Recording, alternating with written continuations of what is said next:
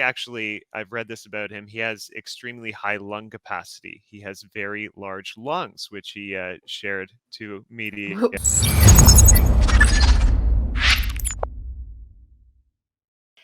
Hey everybody, welcome back to Crease on Point. We're doing something a little bit different. I'm getting into my interview bag a little bit. It's been a while since I've done it, and I'm very happy to be joined by two of my favorite dudes in the tennis space, Ben Lewis, Mike McIntyre of Matchpoint Canada, Tennis Canada's official podcast. Guys, thanks for coming on. You guys are like the first interviews on my YouTube channel officially. Feel so special. Thanks for having us. I'm honored. Yeah, thank you so much for having us, Crina. Of course. And I was telling the guys like right before we started, I am wearing pink because I just went to see Barbie. 10 out of 10 movie. Definitely recommend it. No, this is not sponsored. I just love the movie that much. Any tennis in that movie? Oh God, I wish, because can you imagine the tennis kits of a tennis Barbie? That would be incredible. No kidding. Yeah, but anyway, not to get too much off topic, but we are here to talk some tennis. The National Bank Open is finally here. And of course, we have the best people in the game covering it, Ben and Mike. And I guess we'll start with the Canadians, because I wanted to ask, we have quite a few on the men's side. Which one has the hardest first round matchup in your opinion? Because there are a couple of interesting ones there. Ben, we can start with you. Yeah, I mean, I think you have to look at Milos Raonic for starters. And firstly, it's amazing that he's back playing this tournament. You know, we had the chance to speak with him. It's the first time he's played Toronto actually in 5 years. First time he's played the National Bank Open in 4 years. So it's great that he's getting the headline night session, and it feels like a total blockbuster that he's facing American Francis Tiafoe. And I think it's a very fascinating matchup. Actually, Tiafoe's girlfriend I know is from Toronto, so he has a bit of a Canadian connection there. He loves playing in front of a packed house and is a very exciting, entertaining player. And then we know Milos is going to get this incredible reception, just having the opportunity to play back in Toronto. So that's a very tough draw for Raonic to get, you know, the world number 10 in your first match. But I also think it's a tough draw for Tiafoe.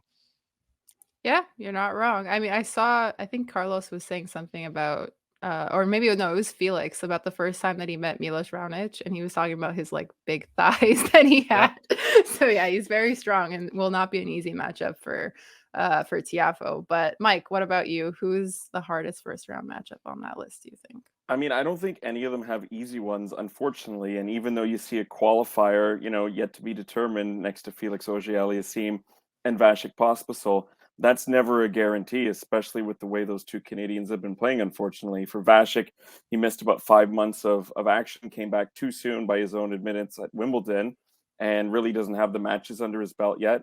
And for Felix, he's lost 6 of his last 7 matches, and he's in a real slump right now. So neither one of them have a lot of confidence, unfortunately.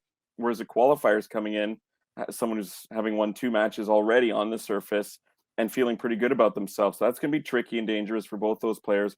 Although, as Ben mentioned, drawing Francis Tiafoe in your first match, the 9th seed, I mean, everybody cringed at the draw ceremony when we saw that name come up for Milos, because I think despite the fact he's been away for so long, he's got the kind of game that he can really impose on others.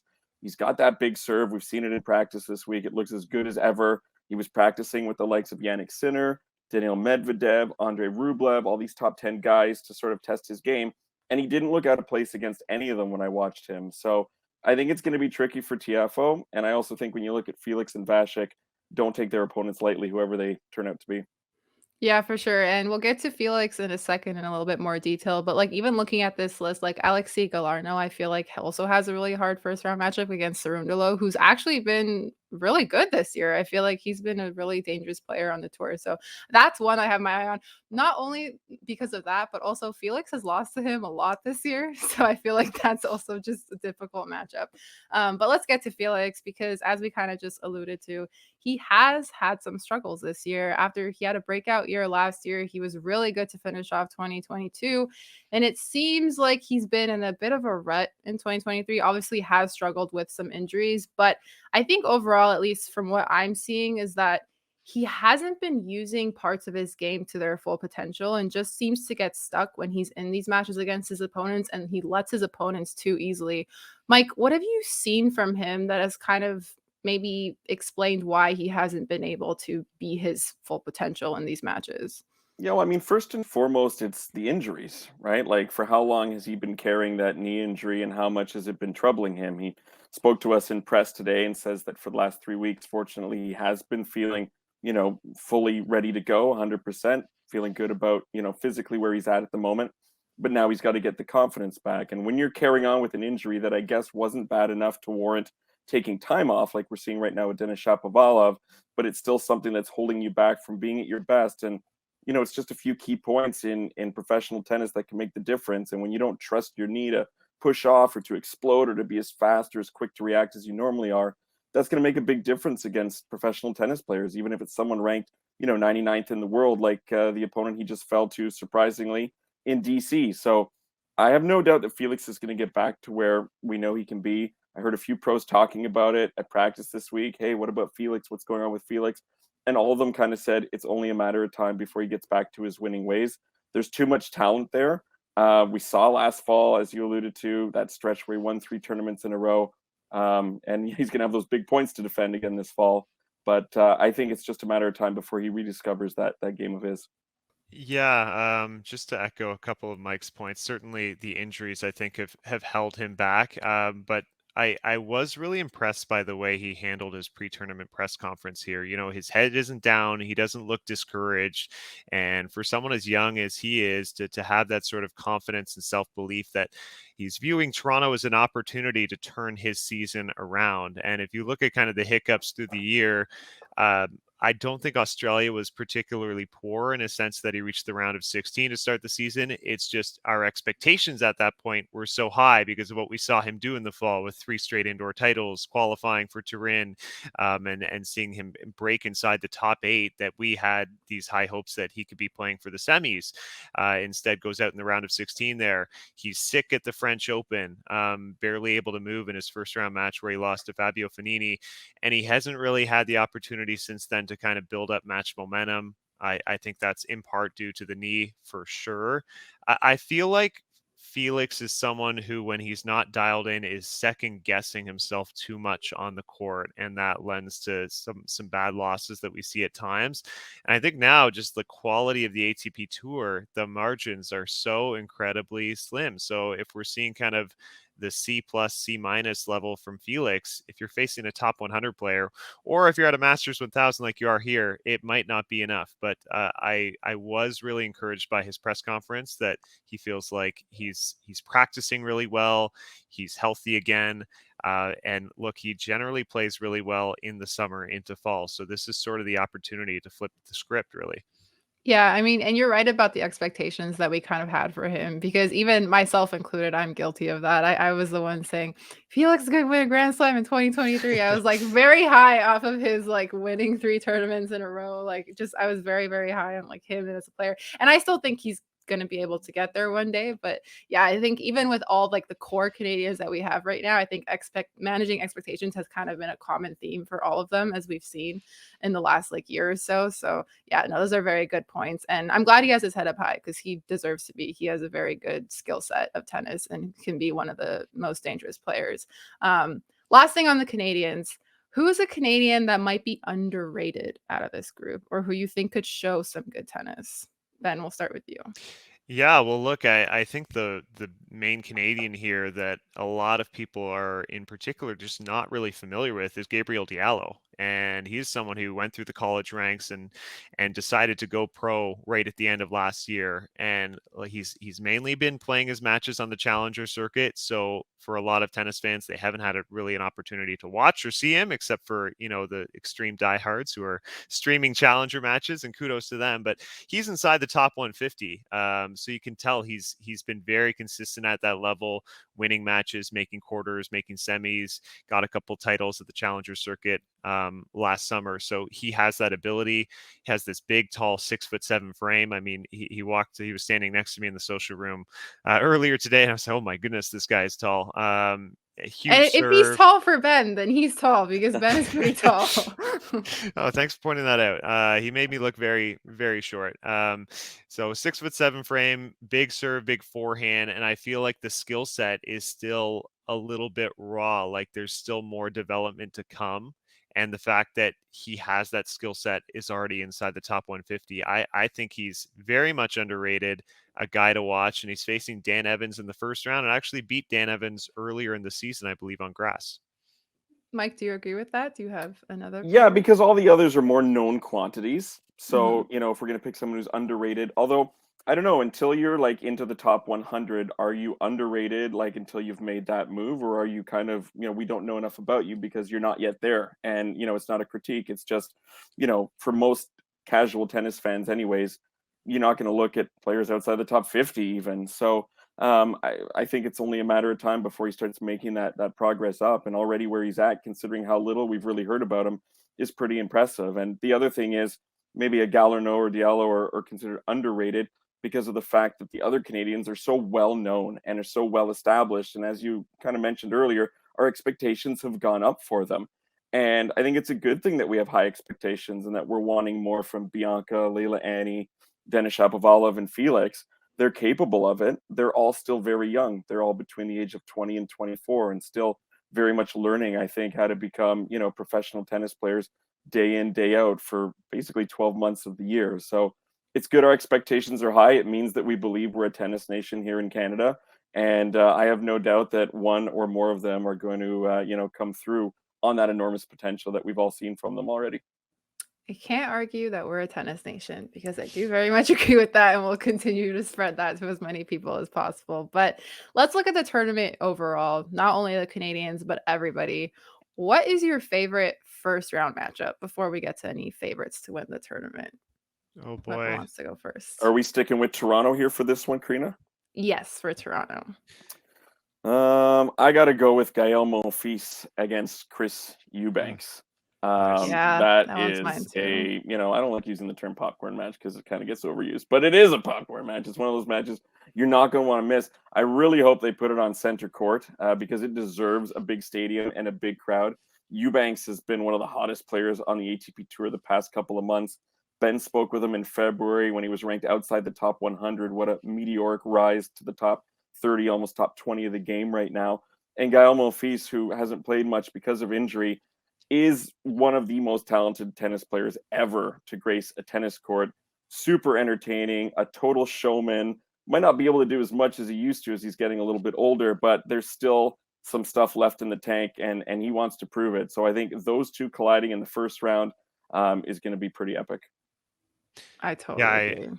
I love that pick. I will take another choice and say Cameron Norrie against Alex Dimmenauer is a very blockbuster first round match. Not the type of players you'd see running into each other in an opening round match because they've both been very successful in their careers. I think Dimmenauer has something like 7 or 8 ATP titles, mostly at the 250 circuit, but he's been very reliable.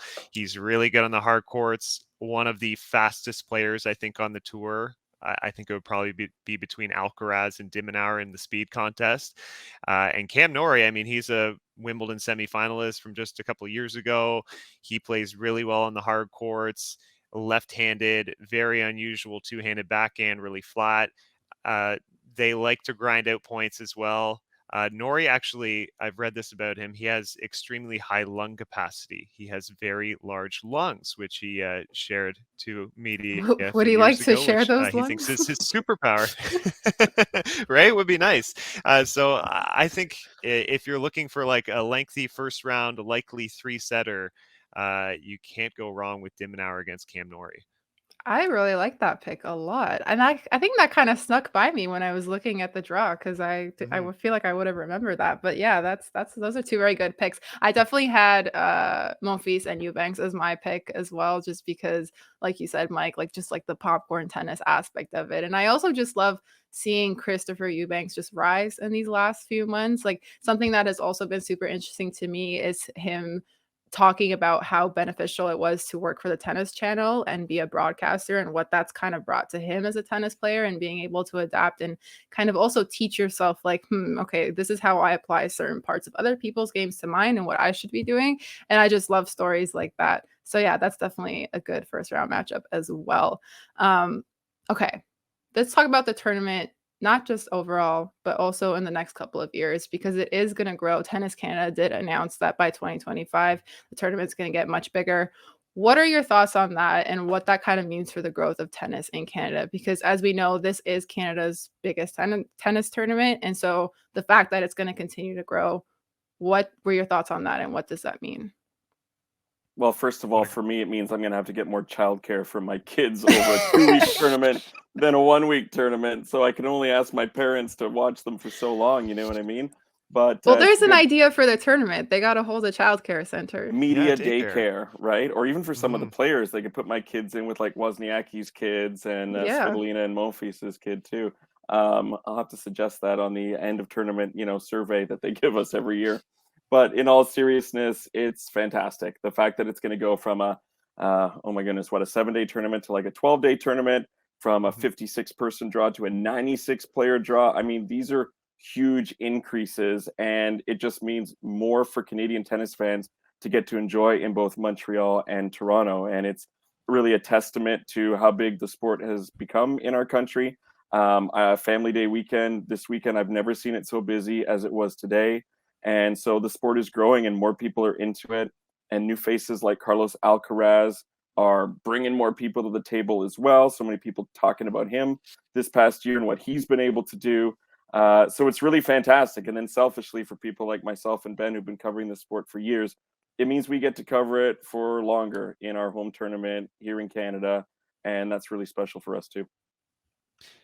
Yeah, and I think we always discuss like how we want to grow this game and grow this sport. So more and more exposure, and even chats like this with you, Crina, are so important in growing the game and getting people talking about this sport. So to have an additional 5+ days, 12 days, like expanding this to a 2-week tournament, it can be a massive draw to get maybe some people who haven't even seen tennis live before. And I always tell them, I think tennis is one of the best live sports you have. Sometimes television, like I love watching tennis on TV, don't get me wrong. It doesn't quite do it justice to the quality when you're there on a side court and seeing the speed of the ball, the athleticism of these players. So knowing that we're expanding to 96, I mean, if you look at some of these qualifying draws and the quality of players that we've had in qualifying, both the men's and women's, it's very easy to see how you can comfortably expand to almost 100 players in both fields. I mean, we had two former Grand Slam finalists on the women's side playing each other in Danielle Collins and Jeannie Bouchard. Players like American Marcos Giron was grinding out there in Toronto. Super talented, amazing player. So there's so many fantastic athletes inside the top 100, both men and women. To get that additional exposure and over a 2-week period, I hope it just gives more opportunity for people to come out and watch. Absolutely. I think my like one little bit of feedback or like something that I'm hoping for is that they figure out a situation with the raining, because I'm hoping that they get some kind of like roof. I don't know how they would even renovate that, because I know that in Toronto they play at a university, so it's just a little bit tough with that. Yeah. But I think that's my biggest thing, where I'm already thinking about all the rain delays that are going to happen this week, and that's just the way that it is. Like that's just August in Toronto and Montreal.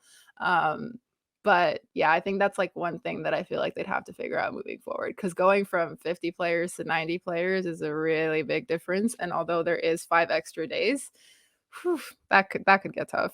Well, maybe the money they charge us for childcare for our kids could go towards that roof that they need. I don't know. The roof You solved the initiative. issue, Mike. But there we go. There we go. Yeah, beautiful. One last thing that I wanted to touch on, because Ben, I actually saw your Instagram story today with Carlos Alcaraz, and he like shook your hand as you guys were like in the interview room or something. How have the players been? Like, what was it like meeting Alcaraz in person for the first time? And like, what's the vibes with the players in Toronto? Yeah, I would describe meeting Carlos Alcaraz as surreal, and I try to view myself as at least a semi-professional journalist and Oh, you're maintain my total pro. composure, You're a total pro, man. maintain my composure around these athletes. But this was probably one of those times that I kind of felt some goosebumps and getting a little starstruck. And I think that's just the quality of the athlete that was in front of me, and what he's accomplished over the past year plus, and winning Wimbledon, and seeing his meteoric ascent, and how he's just become a superstar so unbelievably quickly. And I'll just share, like, before he entered our social room and he was kind of bouncing around doing his press for the day, we're supposed to be in kind of a secluded area of suites where we were getting the opportunity to interview him. And maybe a couple fans happened to see his presence, because like at least a couple dozen fans got up to where he was. There wasn't security, and everybody was sort of, we heard him getting almost swarmed outside. Everybody wanted the chance for a photo or an autograph of Carlos Alcaraz. So he's very quickly become like a superstar celebrity, not just in the tennis world, in the sports world. So that was very surreal. And Mike can piggyback this response, but all the athletes we've had a chance to speak with or interact with have been great. I mean, the Canadians in particular are so incredibly friendly. Alexei Galarneau, such a nice dude. Felix is always warm and welcoming. Yannick Sinner at the draw, he's soft spoken, but he has a humor about him, and sort of this nice touching personality. Everybody's been great so far. Yeah, and to see the Canadian players who we've built a rapport with over the years is nice too. Like Felix came into press and took the time to like make eye contact with all the regulars in both the English and French media, which was a nice touch. I spoke with Vasek Pospisil one-on-one today. He's always been super kind to us. I'm going out for Milos's practice tomorrow. His physiotherapist wants me to come out and take a picture of Milos and the team together. So you build these connections with these players, established over the years, and they have the confidence in us, knowing that when we're asking questions, and not to say we're not going to ask tough questions sometimes, but they know they're going to be fair questions. And so it's nice to have that connection where you can stop and chat with them informally as well, and just kind of get more of the overall vibe of what's going on with them at that moment in time. And, for Alcaraz, a player like him, I always get more starstruck by the players that have retired that I watched when I was growing up, to be perfectly honest. I've said this many times with Ben. But when Alcaraz was coming in for press, I'm like, I am not going to miss this one. Like, sometimes you're like, no, I got something else going on, or I want to catch this match outside. I don't want to come in for the press conference. But there was no way I was going to miss Alcaraz's first ever press conference in Toronto before he plays the event for the first time. And, I wanted to make sure I could get in there and get a question so that, one day I can say, hey, I was there for that first press conference. I asked him when he only had like 2 Grand Slams. Now he's got maybe 20.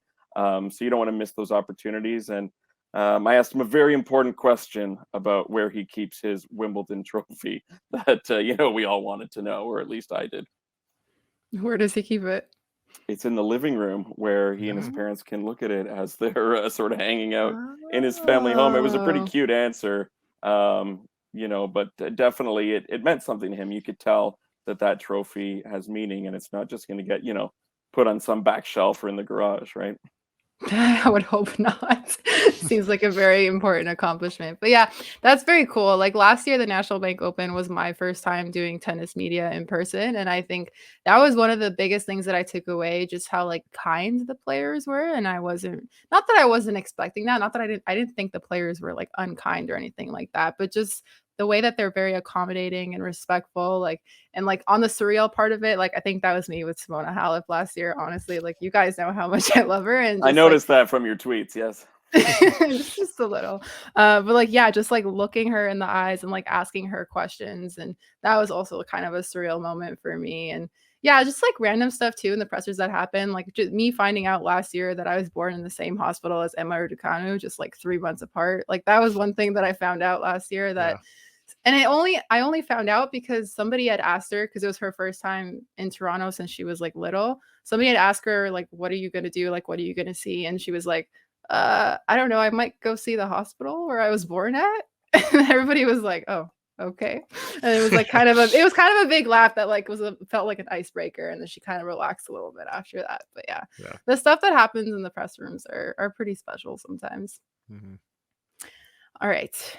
Do you guys have anything you would like to plug for this upcoming week that people should keep an eye out for? Oh, Ben? Yeah. Yeah, I appreciate that. Well, we will have basically semi-daily podcasts running through the tournament, starting with the National Bank Open tournament preview, which will be our first episode of the week. That features my interview with Alexi Galarneau, and, we'll kind of break down the draw and what you can sort of see throughout the week. And I think we're just going to have a myriad of different interviews and conversations sort of coming up. As Mike alluded to, we already spoke with Vasek Pospisil. We have a number of other ones I can't reveal yet, hopefully in the pipeline to come to fruition. So we'll have consistent coverage for the tennis fan to follow the tournament in Toronto for sure.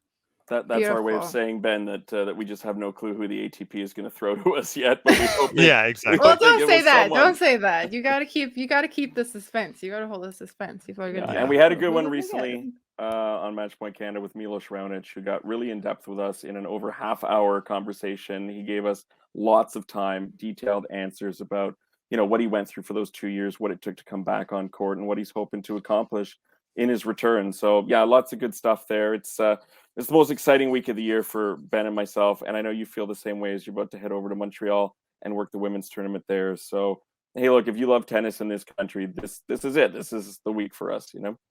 Oh, absolutely. I've said it to so many people for so many years. Like, it's very special to have a tennis tournament in your home country, in your hometown.